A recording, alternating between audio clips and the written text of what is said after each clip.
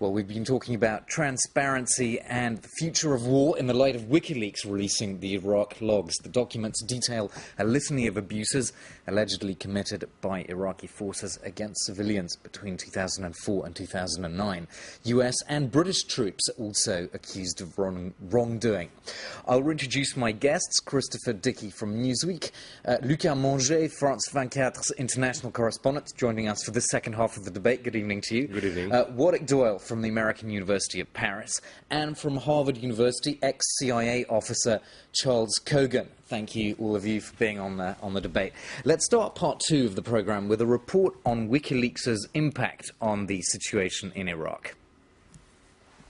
Revelations that made the front page all over Europe, the US and Iraq. Some 400,000 documents published by the WikiLeaks website accuse coalition forces of torturing Iraqi prisoners and turning a blind eye to similar violations committed by their Iraqi counterparts. In the streets of Baghdad, the news was met with little surprise. The Iraqi people have witnessed what has happened since the US invaded Iraq.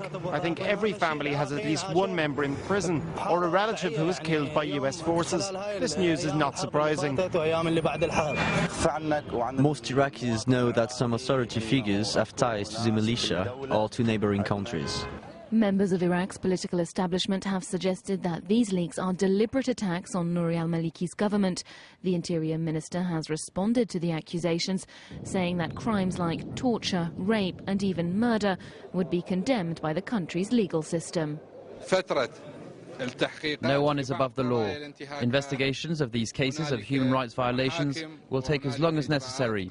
There are courts and legal processes that will reach those who are involved in violations against any Iraqi citizen. In 2009, US forces handed over control of Iraqi prisons to the National Army, putting thousands of inmates in the hands of the Iraqi authorities. Well, my guests were pretty amused by that report, I have to say. They didn't seem to believe very much of it. Luca, is this completely communications that you heard just then, or is there any sort of substance to what those Iraqi politicians were saying? Well, there is a huge battle in Iraq between Nouri al-Maliki and his opponents to get the power to be prime minister. Of course, Maliki wants to stay as a prime minister. I'm not sure that the WikiLeaks story has something to do between Maliki and other people in Iraq. I think they are not involved in that. The main problem is that for all the people who have been a lot in Iraq, we knew that the Iraqi army and the Iraqi police were raping, murdering, torturing people inside the police stations and things like that. But you had always an official speech from the Pentagon or from the press officers of the army in Baghdad saying the Iraqi army is improving, they're respecting the human rights, everything is under control, which was a complete lie. We had no chance to prove it. What WikiLeaks and the sources of WikiLeaks, probably military sources, are giving us is the proof that we were right and that the press officers of the army were lying. Warwick, it goes back to what you were saying earlier, that this WikiLeaks being a sort of transnational entity can at least perhaps give those who are interested in Iraq, I mean, people in that report were pretty blasé about it, but those who are interested, a direct source, which maybe they didn't have before. Certainly. What it does is provides a source of information that wouldn't have been available even during Vietnam. During Vietnam, we had the Pentagon Papers, which were released, but it was inside a national framework. This is now an international framework. It's, in many ways, WikiLeaks is like both a transnational corporation and Al-Qaeda, that it has no national base. Julian Assange moves from one place to another. He appears, he gives this information, it goes out on the web. So it's a sort of cellular idea of communication, as opposed to both the army, the state, and the old national media, if you like, which work on what I call a vertebrate model, using Apoderai's two terms. So the cell sometimes creates a cancer. Okay. I just want to bring in Charles Cogan from Harvard University. I hope you were able to listen into that report. And I just wonder how sceptical you are about the declarations of the statements we heard from Iraqi politicians about how those who are behind these abuses will be brought to justice? Oh, I think one should take it with a large grain of salt. I do think, however, and Maliki himself has said that he is a target as Prime Minister. I think it's going to damage him to some extent, but he's probably going to remain as Prime Minister. But I'd like to give you my global reaction to the WikiLeaks, both Afghan and Iraq.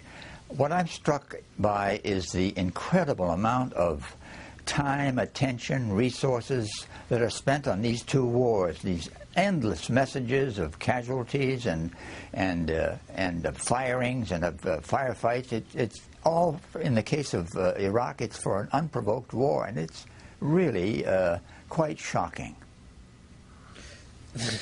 Well, I wish the CIA had been clearer about that at the time, Chuck. I mean, you know, it might have been helpful. I know it wasn't you, but there were, you know, the CIA was aiding and abetting George Bush in his drive to go to war.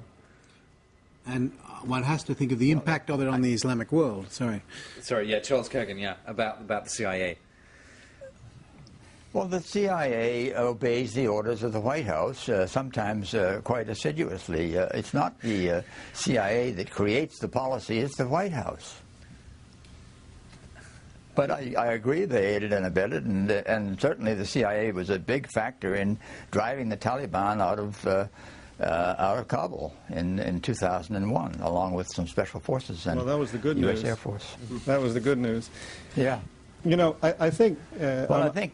No, if I may, Chuck, just changing the subject slightly. Yeah, please. You know, we should come back to how tough the Iraqis are and why they feel the way they do. Ayad Alawi, who was acting president for a while, when he was in that role, acting prime minister, when he was in that role in 2004, 2005, I asked him about these rumors going around that he had personally shot 2 or 3 people. And it was at a press conference, and he laughed because the question was he putting out the rumors himself to prove he was a tough guy? And a lot of people thought that's exactly what he was doing. But there are some kind of rumors about Maliki. I mean, most of the Iraqi politicians now have a violent past. I mean, most of them were fighters, either against Saddam or on the side of Saddam's or on militias in Iran, everywhere. I mean, most of them were fighters. But that doesn't excuse them, I mean. But Maliki and Alawi can accuse themselves of a lot of violences. But what the Iraqis in the street are thinking and saying today, that, of course, they all knew, for an Iraqi, going to a police station is going to death. They all know that. You don't go in an Iraqi police station if you're not asked for. And if you receive a paper saying you have to go to the police station, most of the people are frightened to death because they risk their life going to the police station. That's what You mean just a routine interrogation, or but a something routine you just interrogation. If the policeman who interrogates you is a Sunni and you're from a huge Shia family, basically, he can kill you, and nobody will ever know where you disappeared. Or vice versa. Or vice versa, of course. No, I'm saying Sunni and Shias, it's exactly the same on both sides. But I mean, Iraq is still a very dangerous country, even inside police stations. Charles Kogan, yes. Do you come in? Alawi does not have to prove that he's a tough guy. I mean, he survived an axe attack in London by Saddam's henchmen. He's one tough guy. Well, they're all tough guys. The Iraqis, in fact, they don't want to go to police stations, but they want to be run by a government that is tough, that can provide order, and eventually maybe even get its own police in line. But that's a very messy process. That's why they're fighting between Maliki and Alawi, who both are very tough guys. Okay, well... You know what Hassan Dur of Morocco said about the Iraqis? Hassan Dur of Morocco said about the Iraqis, about Iraq, this is the wild stallion of the Arab world. These guys are wild and tough. Okay, so... Yeah, but that doesn't excuse the fact that inside police station, the American army and the international community basically covered massacres, rapes, murders, even from American soldiers. It's not what we read today in the WikiLeaks papers is that some young soldiers inside the Iraqi army shot families of civilians in their car just because they were afraid. And that's not normal. We knew that, but we had nothing to prove it. When you have a young soldier who does not have the correct orders from his superiors, it's not normal that he kills or shot a family of civilians. You weren't here, but that's why we were saying we shouldn't have gone in the first place, which is also what Chuck Cohen. Okay.